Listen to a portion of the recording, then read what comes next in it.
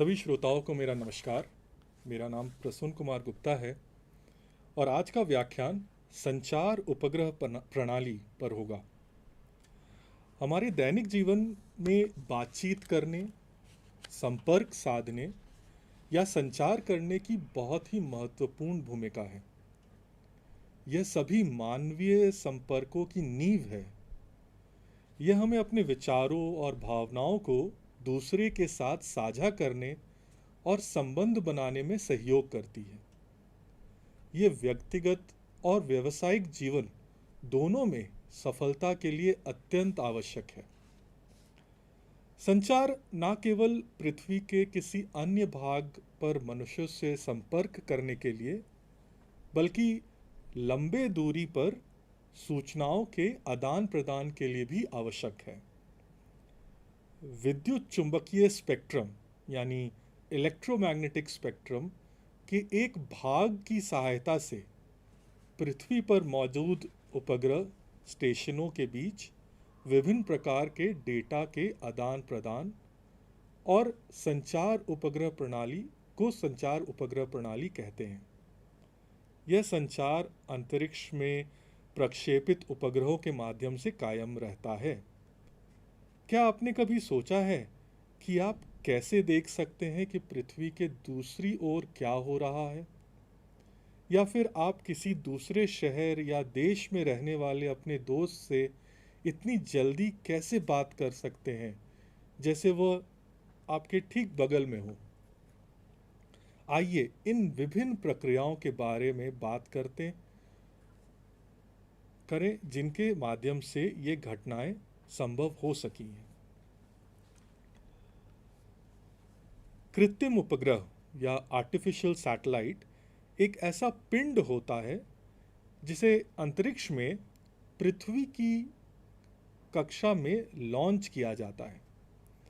ऐसे कृत्रिम पिंडों की जानकारी एकत्रित करने और उसे वापस पृथ्वी पर प्रसारित करने के लिए भेजा जाता है। ऐसे उपग्रहों को पृथ्वी या किसी अन्य खगोलीय पिंड की परिक्रमा कराई जा सकती है और पिंड के बारे में निर्दिष्ट जानकारी एकत्र की जा सकती है। दूसरी ओर संचार उपग्रह एक कृत्रिम पिंड है जिसे पृथ्वी पर नेटवर्क की क्षमता का विस्तार करने के लिए पृथ्वी की कक्षा में लॉन्च किया जाता है। इस प्रकार ऐसे उपग्रह लंबी दूरी के संचार और सूचना हस्तांतरण को और अधिक सरल बना सकते हैं।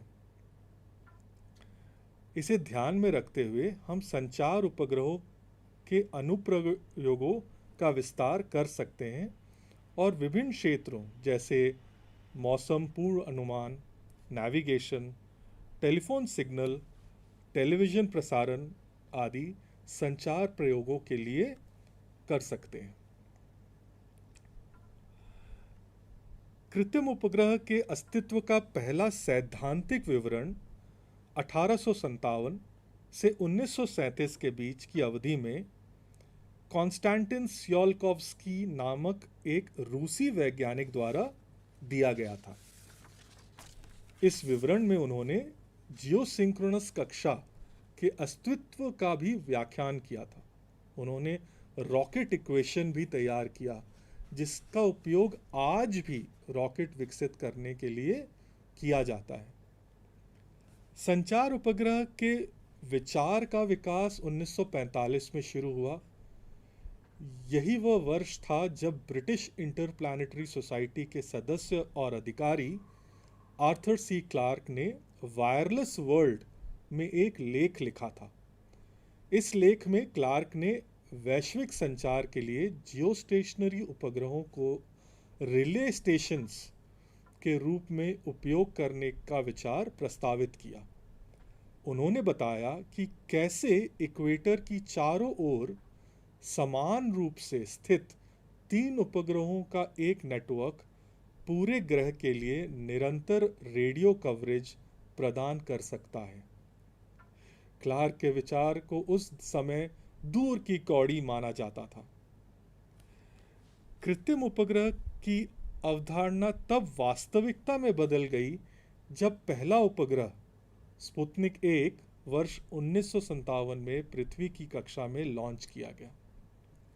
बाद में नासा के माध्यम से साइकॉम नामक पहला जियोसिंक्रोनस उपग्रह के सफल प्रक्षेपण के बाद क्लार्क द्वारा विकसित विचार स्पष्ट हो गए। एप्पल यानी एरियन पैसेंजर पेलोड एक्सपेरिमेंट प्रायोगिक आधार एक्सपेरिमेंटल बेसिस पर लॉन्च किया गया भारत का पहला भूस्थैतिक यानी जियोसिंक्रोनस उपग्रह था। इस सैटेलाइट को फ्रांस के गुआना स्पेस सेंटर से लॉन्च किया गया था। इसकी शुरुआत तब हुई जब इसरो के पास उचित बुनियादी ढांचा नहीं था। टूलूज, फ्रांस का एक शहर, की प्रयोगशाला में उपग्रह का परीक्षण असंभव था, दूरी और लागत की कमी के कारण। इस चित्र में दिखाए गए वैज्ञानिकों ने 5 घंटे में और मात्र 150 रुपए में की लागत पर एक समाधान खोज निकाला। उपग्रह को बैलगाड़ी रूपी गैर चुंबकीय वातावरण यानी नॉन मैग्नेटिक एनवायरनमेंट पर लादा गया और एंटीना का परीक्षण किया गया। पिछले कुछ व्याख्यानों में हमने विभिन्न प्रकार के उपग्रहों को देखा होगा। हमने यह भी चर्चा की कि उपग्रह विभिन्न संकेतों और सूचनाओं के संग्रह और प्रसारण के अनुसार कार्य करते हैं। संचार उपग्रह पृथ्वी पर विभिन्न स्टेशनों के बीच संचार स्थापित करने में सहायता करते हैं। यही कारण है कि सभी संचार उपग्रहों को जियोस्टेशनरी कक्षा में रखा जाता है, जिससे पृथ्वी पर चयनित क्षेत्र पर निरंतर संबंध रखा जा सके।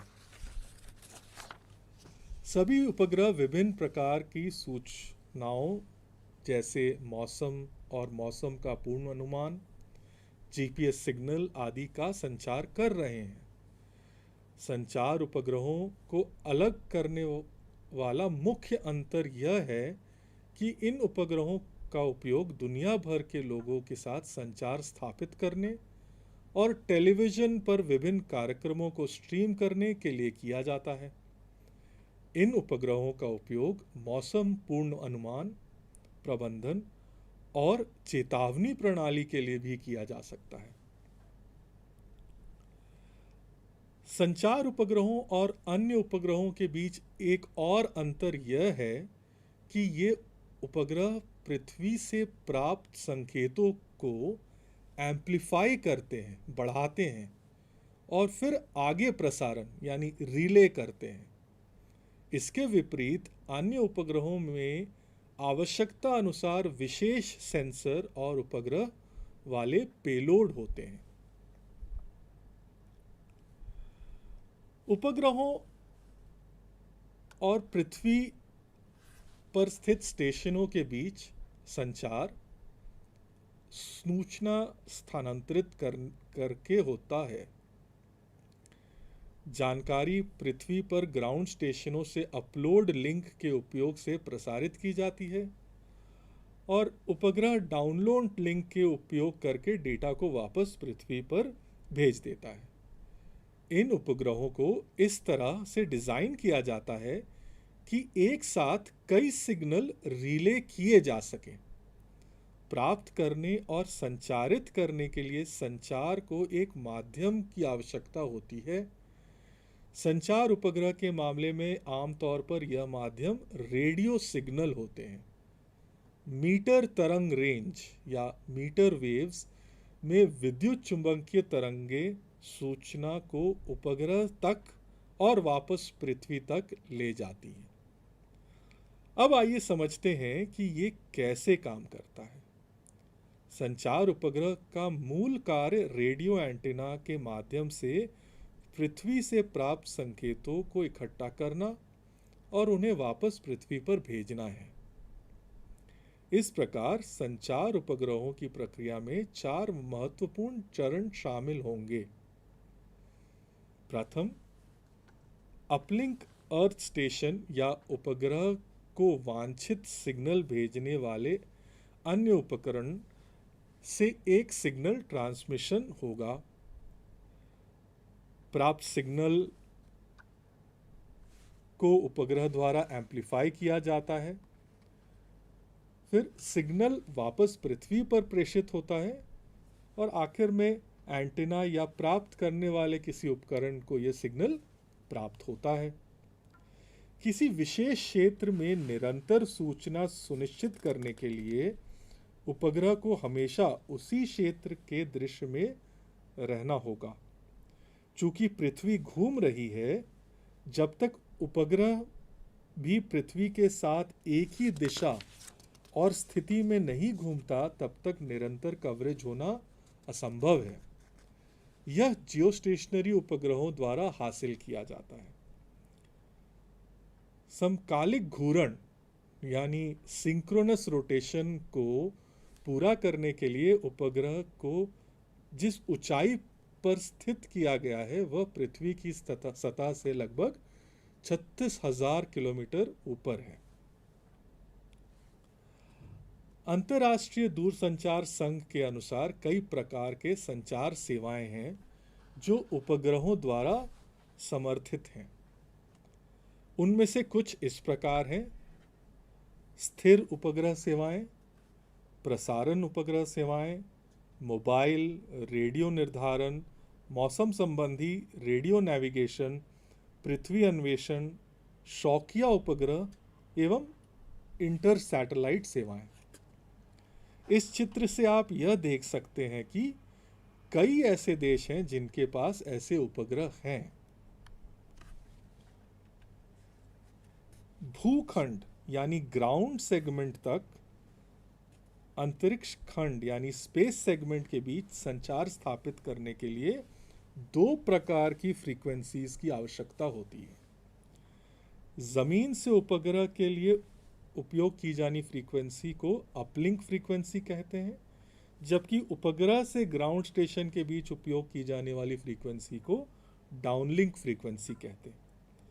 उपग्रह संचार के उद्देश्य से विभिन्न फ्रीक्वेंसीज को आरक्षित किया गया है और उन्हें LSC, KU, KA के रूप में विभाजित किया गया है। यह फ्रीक्वेंसीज गीगाहर्ट्ज में होती हैं।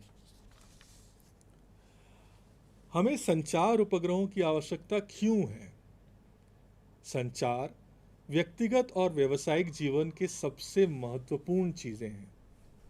उपग्रहों के विकास से पहले स्थानों के बीच संचार पृथ्वी पर मौजूद स्टेशनों के माध्यम से किया जा रहा था। यह देखा गया कि इस तरह संचार की कई सीमाएं थीं, जैसे मौसम का हस्तक्षेप, लंबी दूरी तय करने में अक्षमता इत्यादि। संचार उपग्रह की विधि से पृथ्वी के एक बड़े क्षेत्र को कवर करने और हमेशा जुड़ा रहना संभव हुआ। दूसरी ओर प्रसारण और संचार जैसे कई कार्य बिना किसी रोक टोक के सेकंड्स में किए जा सकते हैं।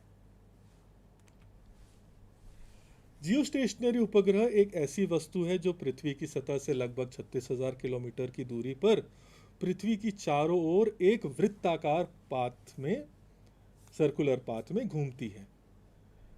एक संचार उपग्रह एक अंतरिक्ष आधारित माइक्रोवेव रिपीटर स्टेशन की से अधिक कुछ नहीं होता। इसका उपयोग दूरसंचार, रेडियो और टेलीविजन के साथ साथ इंटरनेट पे भी होता है।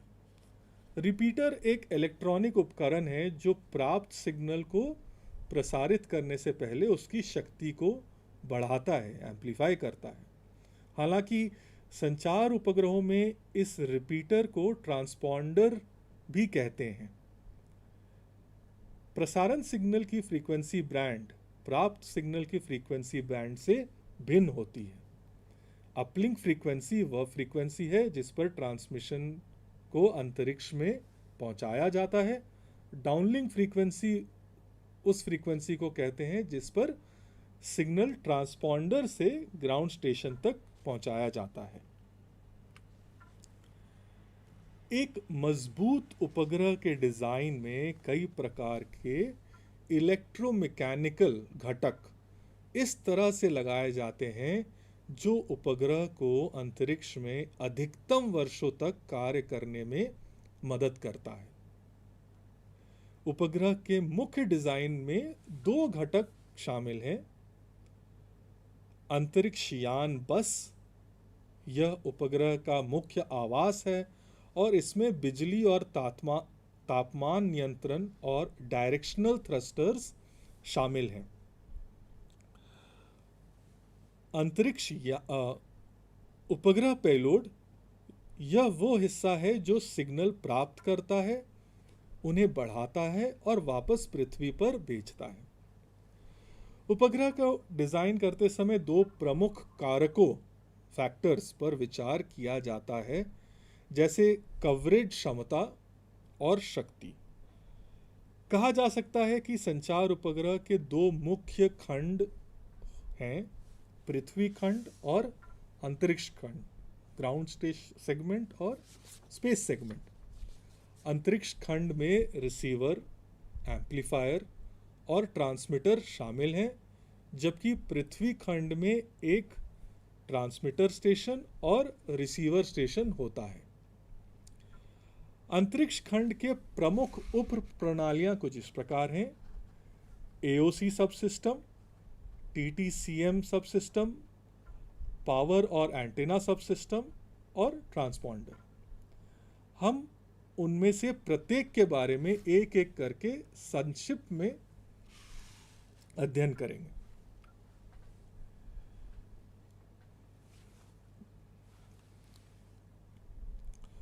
सूर्य, चंद्रमा और अन्य ग्रहों के गुरुत्वाकर्षण खिंचाव के कारण उपग्रह अपनी इच्छित कक्षा से भिन्न हो सकता है।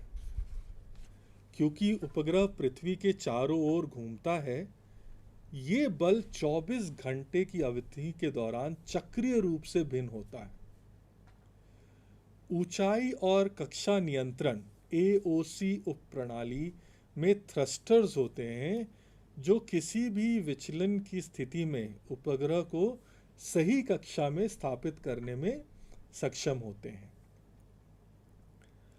एओसी सबसिस्टम सिग्नल प्राप्त करने और संचारित करने के लिए एंटीना को हमेशा पृथ्वी की ओर सही ओरिएंटेशन पे रखने का कार्य करता है। उपग्रह के 3 अक्ष रोल, पिच और यॉ को नियंत्रित करने की आवश्यकता है ताकि उपग्रह का चेहरा, जिसमें रिपीटर एंटीना है, पृथ्वी के सेवा क्षेत्र की ओर हमेशा रहे। आदर्श स्थिति में, आइडियल सिचुएशन से विचलन में सेंसर द्वारा मापा जाता है और या तो गति पहियों यानी मोमेंटम व्हील्स या थ्रस्टर्स को फायर करने का आदेश दिया जाता है। विभिन्न सेंसरों अर्थात स्टार सेंसर, सन सेंसर और अर्थ सेंसर आदि द्वारा उपग्रह का ओरिएंटेशन और कक्षा की स्थिति निर्देशित की जाती है। उपग्रहों और पृथ्वी स्टेशनों दोनों में टेलीमेट्री, ट्रैकिंग, कमांडिंग और मॉनिटरिंग टीटीसीएम उपप्रणाली है। सेंसर सामान्यतः उपग्रहों को डेटा प्रदान करते हैं। परिणाम स्वरूप उपग्रह का टेलीमेट्री सबसिस्टम इस जानकारी को ग्राउंड स्टेशन तक पहुंचाता है। टीटीसीएम सबसिस्टम के 3 भाग होते हैं: टेलीमेट्री और मॉनिटरिंग सबसिस्टम, ट्रैकिंग सबसिस्टम और कमांडिंग सबसिस्टम। टेलीमेट्री सबसिस्टम मुख्य रूप से टेलीमेट्री सबसिस्टम के मुख्य रूप से 2 कार्य होते हैं: सेंसर से डेटा प्राप्त करना और द्वितीय उस डेटा को अर्थ स्टेशन तक पहुंचाना। उपग्रह से ग्राउंड स्टेशन तक टेलीमेट्री सिग्नलों के माध्यम से और जानकारियां जैसे उपग्रह की ऊंचाई, परिवेश और उपग्रह से संबंधित अन्य डेटा को भी भेजा जाता है। ट्रैकिंग सबसिस्टम उपग्रह की स्थिति और वर्तमान कक्षा निर्धारित करने के लिए उपयोगी होता है। सैटेलाइट कंट्रोल सेंटर SCC सप्ताह में सातों दिन के 24 घंटे उपग्रह के संचालन और स्थिति की निगरानी करता है। कमांडिंग सबसिस्टम टेलीमेट्री और ट्रैकिंग सबसिस्टम के डेटा के आधार पर उपग्रह में अन्य सबसिस्टम को चालू और बंद करने का प्रभारी है। ट्रांसपॉन्डर वह उपग्रह उपप्रणाली है जो उपग्रह के ट्रांसमिटिंग और रिसीविंग एंटेना के बीच लिंक प्रदान करता है। अंतरिक्ष खंड उपप्रणालियों में यह सबसे महत्वपूर्ण उपप्रणाली में से एक है। ट्रांसपॉन्डर मुख्य रूप से दो उद्देश्यों को पूरा करता है। वह आने वाले इनपुट सिग्नल को बढ़ाता और उसका अनुवाद करता है। ब्रॉडकास्ट और रिसीव्ड सिग्नल के बीच हस्तक्षेप से बचने के लिए अपलिंक और डाउनलिंक दोनों के लिए अलग अलग फ्रीक्वेंसी चुने जाते हैं। दो तरफा माइक्रोवेव गेट को डुप्लेक्सर कहा जाता है। यह सैटेलाइट एंटेना से अपलिंक सिग्नल प्राप्त करता है और डाउनलिंक सिग्नल तक उस तक पहुंचाता है। लो नॉइज एम्पलीफायर LNA का उपयोग प्राप्त सिग्नल को बढ़ाने के लिए किया जाता है। प्राप्त सिग्नल का फ्रीक्वेंसी डाउन रूपांतरण डाउन कन्वर्जन कैरियर प्रोसेसर द्वारा किया जाता है। पावर एम्पलीफायर द्वारा फ्रीक्वेंसी डाउन कन्वर्टेड सिग्नल को आवश्यक स्तर तक बढ़ाया जाता है। एक उपग्रह की विद्युत प्रणाली एक महत्वपूर्ण उपप्रणाली है जो उपग्रह के संचालन के लिए आवश्यक शक्ति प्रदान करती है। यह प्रणालियां मुख्य रूप से सौर सेल या पैनल और रिचार्जेबल बैटरी पर निर्भर करती है।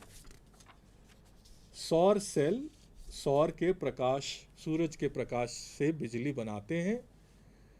इस तरह से बनाई गई ऊर्जा को रिचार्जेबल बैटरियों में संग्रहित किया जाता है। उपग्रह अधिकतर उच्च क्षमता वाली लिथियम आयन बैटरियों का उपयोग करते हैं।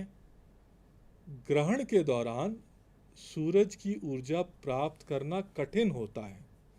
परिणाम स्वरूप उस स्थिति में बिजली का उपयोग किया जाएगा जिससे सभी सिस्टम काम कर सकेंगे। बैटरी प्रबंधन प्रणाली उपग्रह के संपूर्ण बिजली वितरण को संचालित और नियंत्रित करेगी।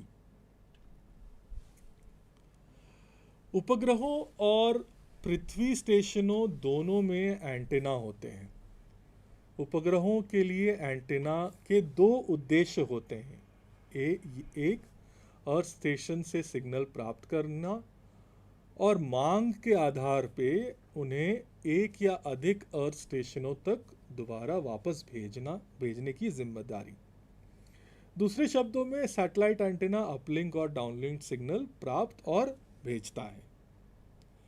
ऑपरेटिंग फ्रीक्वेंसी उपग्रह एंटीना के आकार से विपरीत रूप से संबंधित होती है।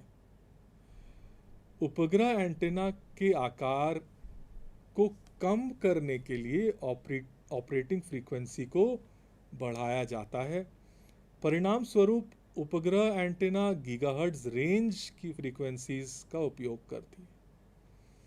एंटीना को 4 श्रेणियों में बांटा गया है।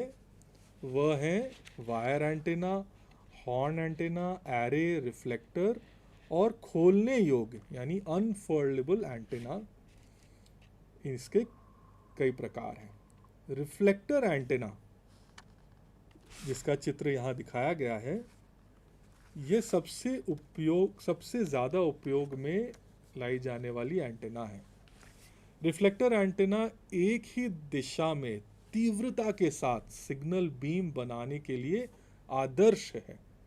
कहने का तात्पर्य ये है कि ये उच्च स्तर के डायरेक्शनल एंटेना होते हैं। परिणाम स्वरूप पैराबोलिक रिफ्लेक्टर्स संचार प्रणालियों में एंटेना गेन में सुधार करते हैं।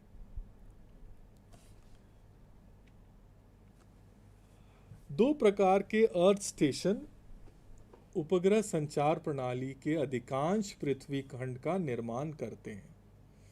ये ट्रांसमिटिंग और रिसीविंग अर्थ स्टेशन कहलाते हैं। सूचना संकेत पृथ्वी स्थित टीवी या रेडियो स्टेशन द्वारा उपग्रह तक प्रेषित किया जाता है। प्राप्तकर्ता स्टेशन जैसे वास्ट टर्मिनल या सिग्नल टावर आदि उपग्रह से सूचना संकेत प्राप्त करते हैं।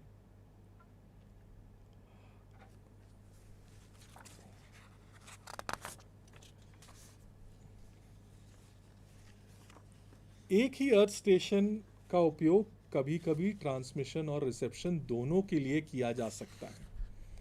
अर्थ स्टेशन का डिज़ाइन स्टेशन के स्थान सहित कई तत्वों से प्रभावित होता है। अर्थ स्टेशन ज़मीन पर, समुद्र की जहाज़ों पर एवं विमान पर भी बनाया जाता है। प्रदान की गई सेवा का प्रकार, फ्रीक्वेंसी बैंड, ट्रांसमीटर, रिसीवर और एंटीना पैरामीटर सभी प्रभावित करने वाले कारक होते हैं।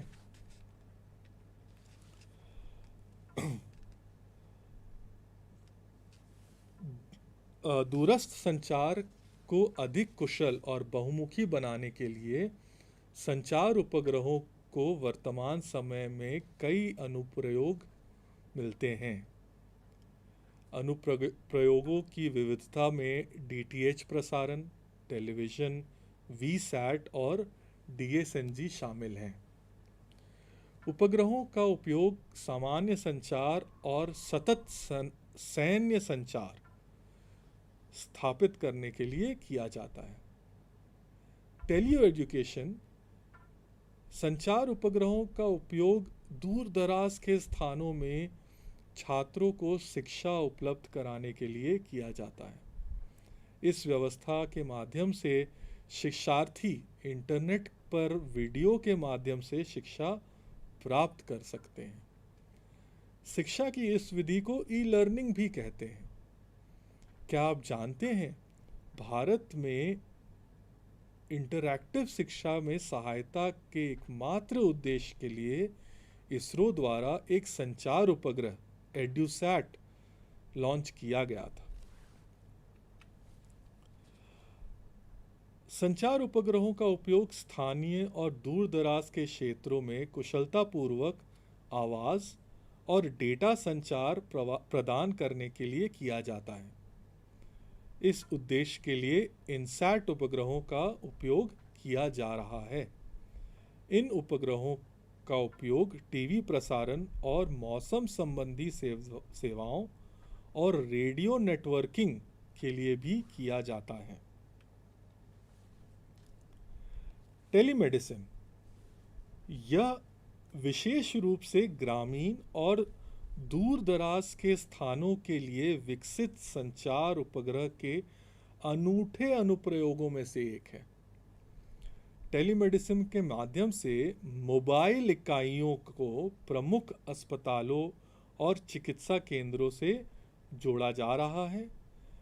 इस एप्लीकेशन के माध्यम से दूर दराज के स्थानों में चिकित्सा सेवाएं प्रदान करने में हम सक्षम हो पाए हैं। आज संचार उपग्रहों का अनुप्रयोग हर वर्ग में पाया जा रहा है। इस प्रकार यह संचार के भविष्य के लिए रोमांचक होगा। संचार उपग्रहों में भविष्य में होने वाले कुछ विकास निम्न हैं। 5G नेटवर्क, सभी डिवाइस कनेक्ट किए जा रहे हैं और सेल्युलर नेटवर्क के लिए ग्राउंड कनेक्शन सीमलेस कनेक्शन प्रदान करने के लिए पर्याप्त नहीं है। 5G नेटवर्क के विकास से उपग्रहों को अधिक उपकरणों से जोड़ने में मदद मिलेगी। इस प्रकार कनेक्शन की भविष्य में मांगों को संबोधित किया जाएगा। इस तकनीक के जरिए दूर दराज और ग्रामीण इलाकों में भी मुख्य धारा के नेटवर्क से जोड़ना संभव होगा। यह तकनीक इंटरनेट ऑफ थिंग्स या IoT तकनीक विकसित करने में भी मदद करेगी। लियो यानी लो अर्थ ऑर्बिट तारामंडल के उपयोग करके सैटेलाइट इंटरनेट। दुनिया भर में प्रसिद्ध निजी कंपनियां कम विलंबता के साथ दूर दराज के स्थानों पर कम लागत वाले इंटरनेट का विकास पर काम कर रही है। उपग्रहों के ये विशाल समूह पारंपरिक जियो कक्षाओं यानी जियो स्टेशनरी अर्थ ऑर्बिट्स के विपरीत लो अर्थ ऑर्बिट में छोटे संचार उपग्रह हैं। इसका मुख्य लाभ उपयोगकर्ताओं को बहुत तेज गति और कम विलंबता पर ब्रॉडबैंड इंटरनेट की पेशकश है।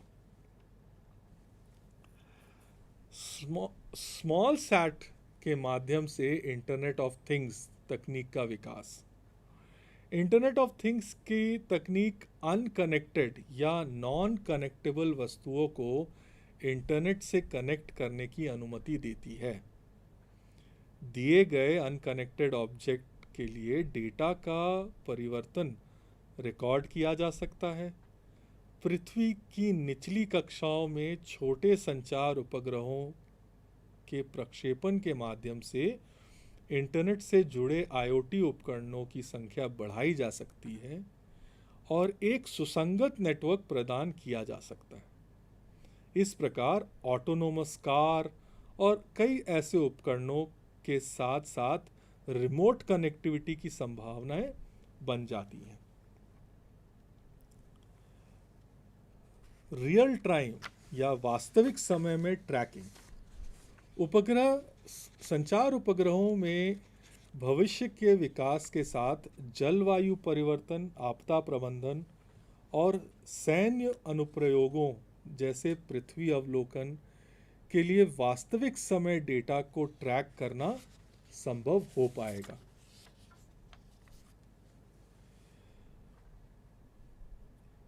इसरो ने 1983 में संचार उपग्रहों की एक श्रृंखला लॉन्च की है।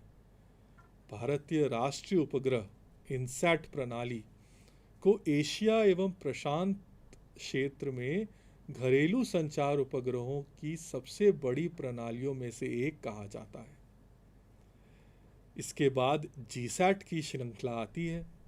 हाल ही में इसरो ने संचार उपग्रहों का नाम बदलकर CMS कर दिया है और पहला उपग्रह CMS-01 17 दिसंबर 2020 को PSLV C50 का उपयोग करके लॉन्च किया गया था। यह प्रक्षेपण सतीश धवन अंतरिक्ष केंद्र SDSC शार श्रीहरिकोटा से हुआ। CMS-01 का लॉन्च एक्सटेंडेड C के फ्रीक्वेंसी स्पेक्ट्रम बैंड में सेवाएं प्रदान करने की दृष्टिकोण से किया गया था। इस बैंड के कवरेज में भारतीय मुख्य भूमि, अंडमान निकोबार और लक्षद्वीप द्वीप समूह शामिल हैं। धन्यवाद।